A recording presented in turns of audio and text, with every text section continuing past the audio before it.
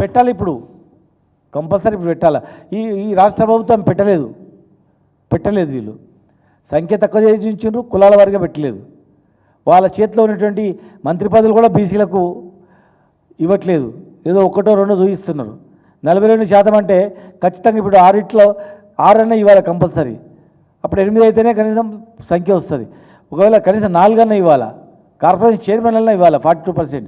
ఏమి ఉట్టిగా జనగణనలో పెట్టేసి అయిపోయిందంటే ఏం చేయడానికి నెత్తిన కొట్టుకుంటామా? అవన్నీ కూడా మాకు గౌరవం దక్కడానికి ఎన్నో సంవత్సరాలుగా అవమానాలు పడి, ఇబ్బందులు పడి, అణచివేయబడి, మరి ఇప్పుడిప్పుడే దేశం మొత్తం గమనిస్తూ ఉంది, చూస్తూ ఉంది. చాలామంది ఓసీల నాయకులు కూడా బహిరంగం కూడా మద్దతు తెలుపుతూ ఉన్నారు. ఈ దేశం ప్రశాంతంగా ఉండాలంటే అందరికీ సమానత్వం ఉన్నప్పుడు మాత్రమే న్యాయం జరుగుతుంది. అసమానతలు ఉన్నప్పుడు ఖచ్చితంగా దేశంలో విప్లవాలు వస్తాయి, ఉద్యమాలు వస్తాయని చెప్పి మేము దక్షిణ భారతదేశం మొత్తం కూడా మేము తిరిగినాం. కర్ణాటకలో తిరిగినాం, గోవా వెళ్ళినాం, తమిళనాడు వెళ్ళినాం, కేరళ పోయినాం, ఆంధ్రప్రదేశ్ దగ్గర పోయినాం. ఇంకా అత్యంతగా దక్షిణ భారతదేశంలో ఈ బడుగు బలహీన వర్గాలంటే ఇంకా చాలా చిన్న చూపు ఉంది. ఇప్పటికి కూడా చాలా చిన్న చూపు. ముఖాలు చూస్తేనే అవమానించినట్లు, అసహించుకున్నట్లు, రకరకాలుగా ఇబ్బందులు పెట్టడమో, రకరకాలుగా పుకార్లు పుట్టించడమో, రకరకాలు చేయడం జరుగుతూ ఉంది. అది సమాజంలో అది మంచి పద్ధతి కాదు. కనుక దయచేసి ఇప్పటికైనా ఒక మనుషులుగా చూడండి. ఎవడు కూడా ఈ కులాల పుట్టాలా, ఈ జాతిలో పుట్టాలని కోరుకోడు. ఎస్సీలో పుట్టాలా, బీసీలో పుట్టాలా, ఓసీలో పుట్టాలని ఎవడు కోరుకోడు.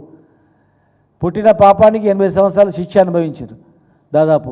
కనీసం ఇప్పుడైనా విముక్తి కలగాలంటే, కనీసం గౌరవం దక్కాలంటే చట్టసభలలో రిజర్వేషన్ వస్తే మాత్రమే గౌరవం దక్కుతుంది తప్ప వేరే గౌరవం దక్కదు. కనుక వెంటనే అవన్నీ అయ్యేలోపు రేపు జరగబోయేటువంటి ప్రతి దానిలో కూడా మేము ఈ ప్రకారంగా ఇస్తాం.